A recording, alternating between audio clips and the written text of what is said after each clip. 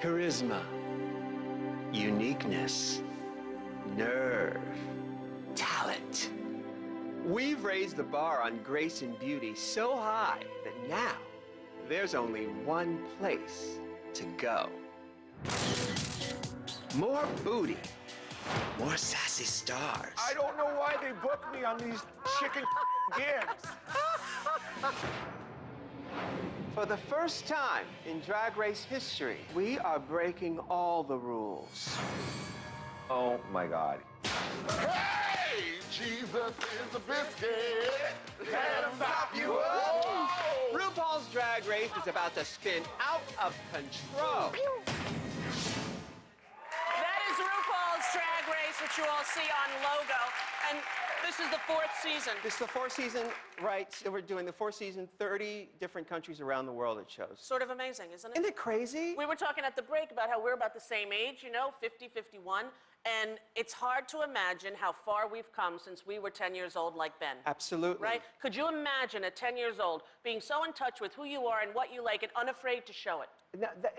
It's a brilliant time to be alive. Brilliant, for so many reasons. Not only that, but, you know, with the internet and kids like Ben who are just inspirational, you know, and it takes a voice, you know. I really played possum for most of my childhood because I didn't want to attract too much attention. Sure. Because I thought I'd be found out and they'd, you know, lynch me or something, well, you know. yeah, but that was a real common thing.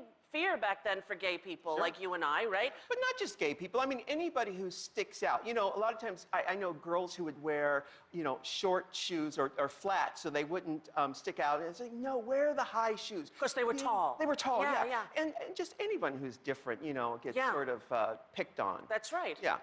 But it's come so far, I think, that just tolerance on the whole. But in our society, it seems that people are now noticing more the bullying of kids who are different. It's like this name-calling, this bullying, it permeates the culture. Yeah, well, I challenge everybody listening to the show right now, what are you doing in your head? What thoughts are going through your head that expands this idea or that helps this sort of closed-minded view happen? Right. What are you doing? Look at your side of the street. That's where it starts. Exactly, in your own home, right? In your own home, in your own head. Yeah. You know? I remember the first time we met. Do you remember it? It was a party that Ingrid Cici from Interview Magazine had. Right, and Valentino was there. And you were in the waiting room, and I was in the waiting room, and I remember looking over and going, I wonder who that is. And I knew RuPaul. Everybody knew the #1 song, right? Supermodel. And then you sat next to me at the lunch, and halfway through, you said, well, I'm RuPaul. I was like, what?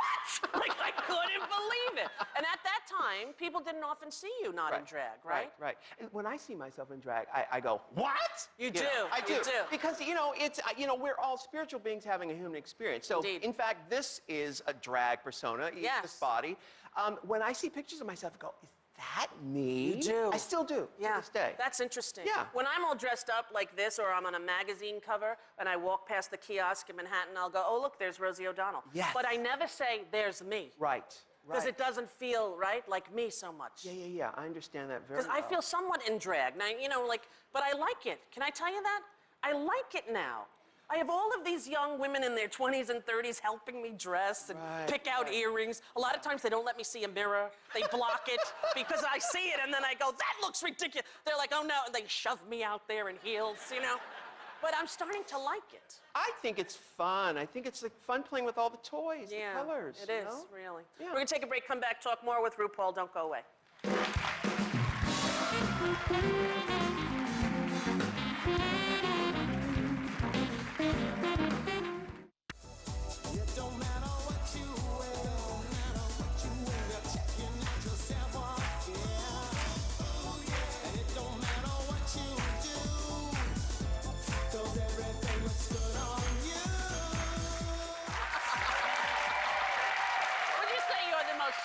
World's most famous drag performer? I would say that, I would say that too. Absolutely. Was there one when you were growing up that you thought? Well, there was Divine. Actually, there was Divine. Yes. And when I was 12 or 11 years old, I heard of Sylvester. Yeah. And of course, at that time, Flip Wilson was doing Geraldine. Right. So all the comics, they were all doing drag. Yes. But in terms of a gay person doing drag, it was Sylvester and Divine. That was it. Yeah. Yeah.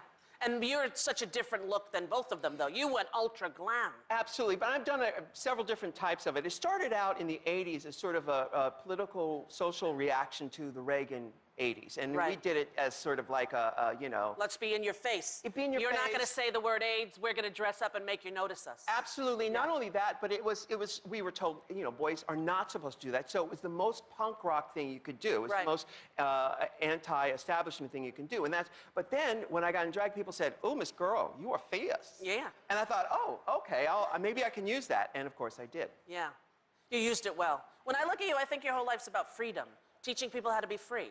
Well, listen, you know, role model, schmo model, you know, I do this because I love life and I want to excite myself. I want to be excited. If other people get off on it, right on. But my first order of business is to myself, and to live this life as it's a gift. So and I have to remember that. It's so easy to forget that. It is easy to forget Every day. I mean, sometimes hour by hour, I have to remind myself, what is your focus? Who are you really? Remember and who you stay really in this are. moment. Stay in this moment. Right. Yeah. That's my biggest lesson, too. And we talk about how many years I spent in my 20s trying to get other people to like me or to do other things. It was such a waste of time. Yes.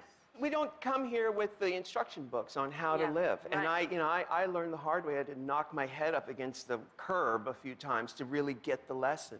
It's tough out there, especially for kids. That's why Ben is such an incredible being, because he's ahead of the game. He has a passion, and that's what this is really all about. Yeah, I think it's true. Ben, you rock, mister. Thanks for being here. All right, tell everybody when your new season starts. It starts January 30th on Logo, and if you don't have Logo, look for it. You can also see it online, but this season is, I think, the most exciting one. The kids are different. We actually have some of the kids here to where? Yes, Where? Right here in the front row. Excellent. Your diva's working it, of course. And they're different in what way? You know what? They're a bit more fearless.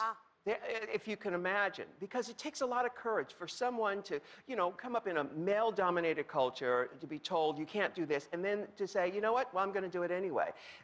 The person who can do that is a very courageous person, a very strong person, and these kids are asked to do everything under the sun. And if they aren't able to do it, then they're pushed out, just like real life. Real life, exactly right. Ru, thank you, honey. Thank you. It's great to see you. I love you. I love you back. You're an amazing guy.